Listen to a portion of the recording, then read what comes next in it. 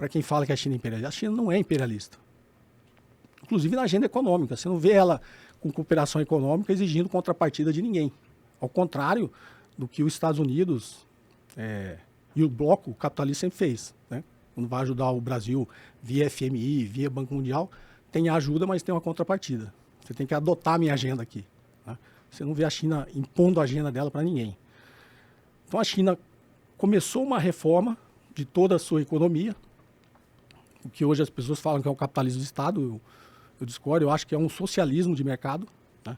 Porque o que define a diferença de capitalismo e socialismo é você ter a propriedade dos meios de produção. Né? Então, se a iniciativa privada tem os meios de produção, você pode considerar que é capitalista. Os meios de produção na China são controlados pelo Estado, é do Estado. Né? Existe iniciativa privada? Existe. Mas a China criou grandes conglomerados empresariais estatais nos pontos estratégicos da economia chinesa em que eles comandam a economia. O sistema financeiro na China é público, é estatal. Né? Então eles têm uma soberania monetária. É um país que é um modelo novo. Né? Tem um livro muito bom do professor Elie Jabbour, que chama Socialismo do século XXI, China, o socialismo do século XXI. É um livro muito bom, muito denso, ele tem metade conceitual, arcabouço teórico, né? Sobre os modelos, dos modos de produção, e a outra metade esse processo histórico da China na construção do modelo que lá está hoje. Né? Então é um livro bastante interessante, até para você ter para consultar sobre alguns aspectos. Então a China, nesse período todo, de forma discreta, como são os asiáticos, né? Eles foram mantendo uma certa atualização do seu poderio militar, é o maior país em extensão continental, foi mantendo o seu poderio. Tipo assim, eu não quero invadir ninguém, mas eu também preciso ter uma potência para não ser invadido. Então ele manteve um investimento militar dentro das capacidades econômicas da China a ponto de não me invada, mas eu também não sou ameaça para ninguém, não tenho. E ao longo desses 40 anos, a China foi reformando a sua economia e se tornando uma potência militar. Né? Eu acho que a grande diferença da China para os Estados Unidos, voltando para o exemplo do Trump, é porque a China não é imperialista, os Estados Unidos é imperialista. Os Estados Unidos, ele obriga os países a adotar a agenda que ele quer. Né? Os Estados Unidos, ele é intervencionista. Os Estados Unidos investe em guerras. Só que aí existe... Tem até uma economista chinesa que fala isso, né? A diferença dos Estados Unidos para a China, e ela, inclusive, dá aula nos Estados Unidos, na universidade, dá aula na London School of Economics, né? Que ela fala que nos Estados Unidos você muda-se os partidos, mas não se muda a política. A política americana é sempre a mesma, independente de ser democrata ou republicano. Então, para quem está lá, por isso que eu falo, você analisar os fatos e a evolução histórica, né? Para quem está no calor da paixão, acha que os democratas são contra a república. Não, eles estão brigando entre eles, mas a política americana, principalmente para o mundo, é sempre a mesma. Os Estados Unidos, ela é até mais imperialista foi com os democratas do que com os republicanos, né? E a China, ela fala que é o inverso, né? Lá muda-se os governos, mas não se muda a política, né? Não se muda o partido. O partido é o mesmo, os governos. A política muda, mas o partido é o mesmo, né? Então, a grande diferença é essa. Agora, o Trump, ele veio, digamos assim, acho que naquele vídeo que eu gosto de chamar a atenção, toda esse jeito bufão, essa bravata dele, para mim é muito mais um sinal de fraqueza do que de força. E se você é uma pessoa forte, eu não preciso chegar aqui na mesa e sair batendo se eu tenho convicção que a minha posição é forte. Não preciso fazer isso. E o que os Estados Unidos está fazendo é isso, o que, principalmente com o Trump, né? Ele está fazendo é isso. Eu acho que é como se fosse aquele último suspiro. Eu preciso mostrar força agora porque eu sou fraco. Para quem analisa geopolítica, a geoeconomia mundial, os Estados Unidos, a China já passou os Estados Unidos em paridade do poder de compra. Quando você olha o dólar, não. O PIB chinês ainda é menor que o americano. Mas quando você olha a paridade do poder de compra, a China já ultrapassou os Estados Unidos em todos os indicadores que você olhar. Produção industrial. E é engraçado que nesse processo da descrição dos asiáticos, né, principalmente da China, a China aproveitou o que o mundo capitalista queria utilizar a China para melhorar e continuar a reprodução, que a gente chama de reprodução do capital, a reprodução capitalista, porque Por que todo mundo foi para a China? Em busca de mão de obra barata, né? Então, em algum momento, nesse início, na década de 80, da ascensão, dessa reprodução do capital, o mundo ocidental, liderado pelos Estados Unidos, estava em busca de mão de obra barata, né? Eles achavam que mão de obra barata, a China seria a fábrica do mundo. Então a Alemanha foi para lá, o Japão foi para lá, vários países da Europa foram para lá e principalmente os Estados Unidos, né? Abriram, fecharam, que é o grande problema dos Estados Unidos hoje. Ele se desindustrializou para se industrializar, principalmente na China, atrás de mão de obra barata. Então, de algum modo é como se fosse uma vingança, né? Você veio atrás de mão de obra barata, eu forneço, monta a fábrica que você quiser, explora os meus trabalhadores. Só que a China aprendeu com isso. A China transferiu tecnologia mesmo contra a vontade de quem foi lá produzir na China. Então essa transferência de tecnologia que foi feita para a China, ela aprendeu e ficou melhor. E está provando agora que muitos produtos... A China é líder em painéis solares, em energia eólica, em carros elétricos. A China já é muito superior a qualquer outro país do mundo nesse quesito. Então a China soube aproveitar isso.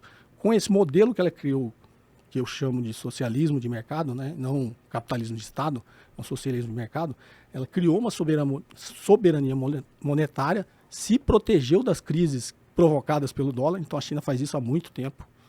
Essa preocupação do Trump, vai adotar... A China já está fazendo isso há muito tempo. Ela tem uma soberania monetária, o sistema dela é estatal. Ela protege a sua moeda, criou reservas cambiais suficientes para se proteger das oscilações do dólar. Ela mantém a sua taxa de câmbio competitiva para exportar para o mundo inteiro, né? E esse negócio das moedas do BRICS, ela já faz isso bilateralmente com vários países. Inclusive já propôs fazer isso com o Brasil. Se eu tenho uma balança comercial, eu, China, você, Brasil, e a gente troca produtos, por que não fazer uma espécie de encontro de contas, né? Você está superavitário, então você tem um crédito aqui, né?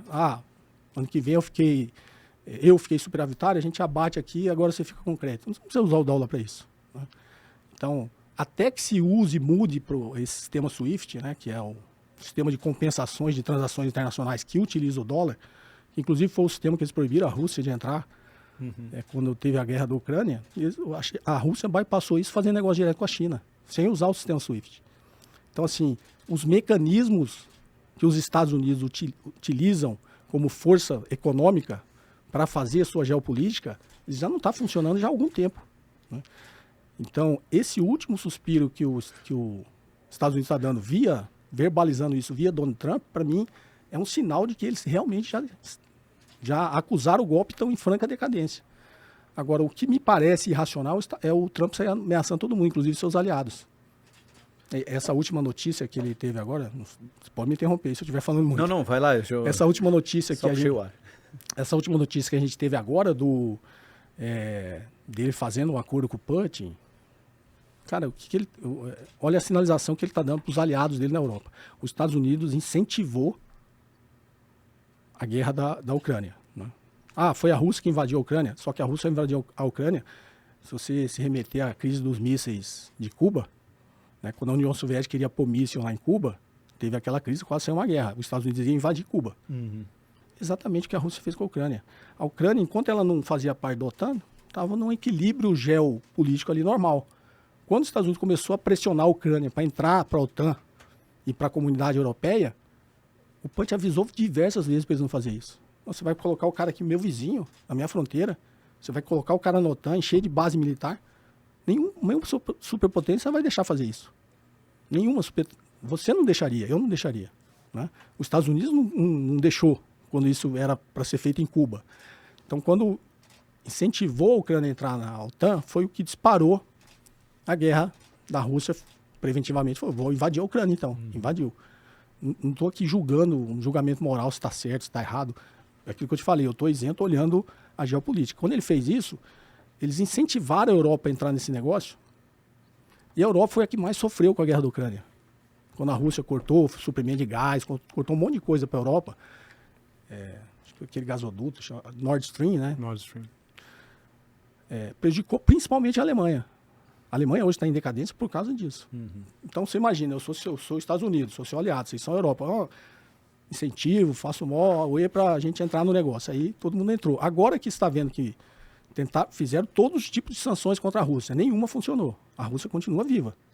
E continua mais forte que a Ucrânia. Aí agora o Trump vai e está propondo um acordo com o Putin, que na realidade a Rússia não vai perder nada. Ele vai ficar com os territórios que ela já tomou. Ele simplesmente vai encerrar a guerra.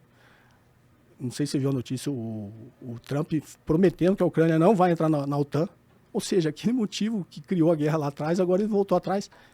Aí, obviamente, eles vão falar que foi um bom acordo, saíram perdendo. Mas quem você acha que saiu perdendo nessa guerra? A Europa.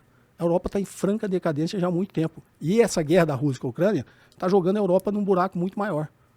Porque a Europa, para manter não fez o que os Estados Unidos fez, né? Essa revolução neoliberal lá não foi tão forte. Ela manteve um estado de bem-estar social, só que a Europa colonizadora perdeu. A Inglaterra, eu não sei se estou dando um passo muito longe, né, para trás, mas a Inglaterra, as suas colônias, ela praticamente abandonou todas. A última que foi Hong Kong, saiu. Então, aquela potência colonizadora de extrair riqueza de outros territórios voltou para trás. Simplesmente não é mais essa potência colonizadora. Todos os países, a França, né, a Inglaterra,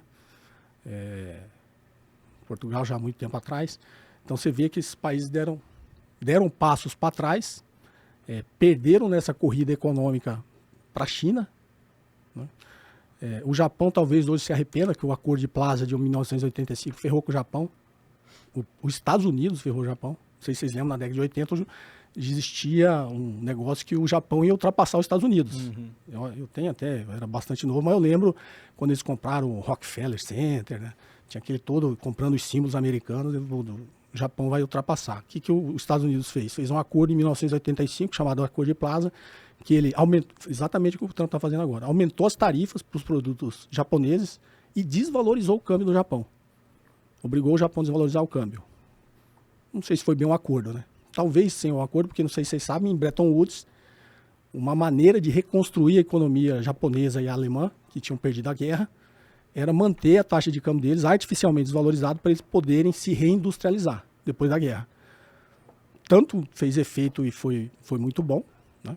Que a Alemanha se tornou a maior potência industrial da Europa e o Japão a maior potência industrial da Ásia, né? Antes da ascensão da China. Só que aí, quando o Japão começou a ameaçar os Estados Unidos foi lá, opa, acabou a brincadeira, sua taxa de câmbio não pode ser mais essa e eu vou tarifar os seus produtos, se não me engano, em 30%. Se você olhar na história, foi exatamente quando o Japão estagnou e entrou em recessão, né? O que aconteceu? Quando isso aconteceu, a China, olhando de longe, vou fazer a mesma coisa. O que a China fez? Manteve o yuan desvalorizado em relação ao dólar e assumiu a posição do Japão como potência industrial. Só que fez isso discretamente, inclusive com a ajuda dos Estados Unidos e do mundo ocidental, que foram explorar a mão de obra barata na China para continuar sendo competitiva no resto do mundo, na sua produção industrial, com as margens que o grande capital queria, né? Então, quando você olha esse cenário, agora é tarde.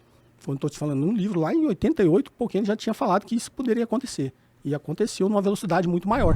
Se você gostou desse corte, certamente vai gostar do episódio completo. Então, clica aqui que você pode assistir ele na íntegra. Ou então, você pode clicar nesse vídeo e ver mais um corte desse episódio. Até a próxima!